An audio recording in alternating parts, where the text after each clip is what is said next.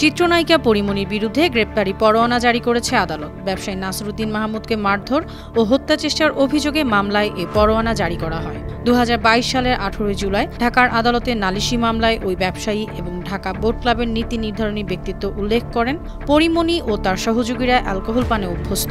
তারা সুযোগ বুঝে বিভিন্ন নামি দামি ক্লাবে ঢুকে অ্যালকোহল পান করেন, পার্সেল নিয়ে দাম পরিশোধ করেন না। পরিমণি তার পরিচিত পুলিশ কর্মকর্তাদের দিয়ে মিথ্যে মামলা করিয়ে হয়রানির ভয় দেখান।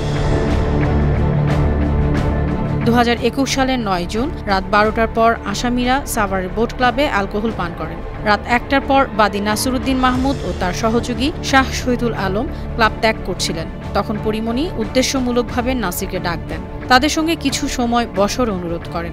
এ সময় পরিমণি অশ্লীল অঙ্গভঙ্গির মাধ্যমে নাসিরকে আকৃষ্ট করার চেষ্টা করেন। এক পর্যায়ে একটি ব্লু লেভেল অ্যালকোহলের বোতল বিনামূল্যে পার্সেল দেওয়ার জন্য চাপ দেন।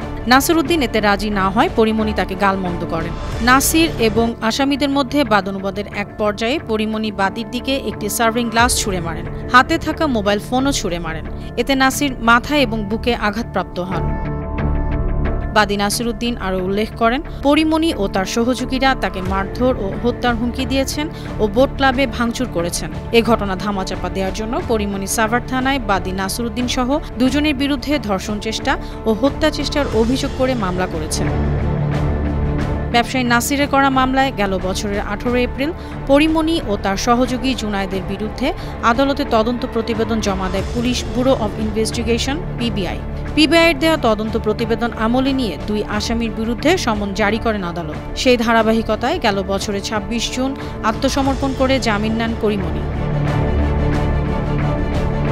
ওই মামলায় আজ অভিযোগ গঠনের শুনানি ছিল, কিন্তু আদালতে পরিমণি উপস্থিত হননি। তার আইনজীবী নীলাঞ্জনা রিফাত অসুস্থতার কথা উল্লেখ করে সময় চাইলে আদালত প্রত্যাখ্যান করেন।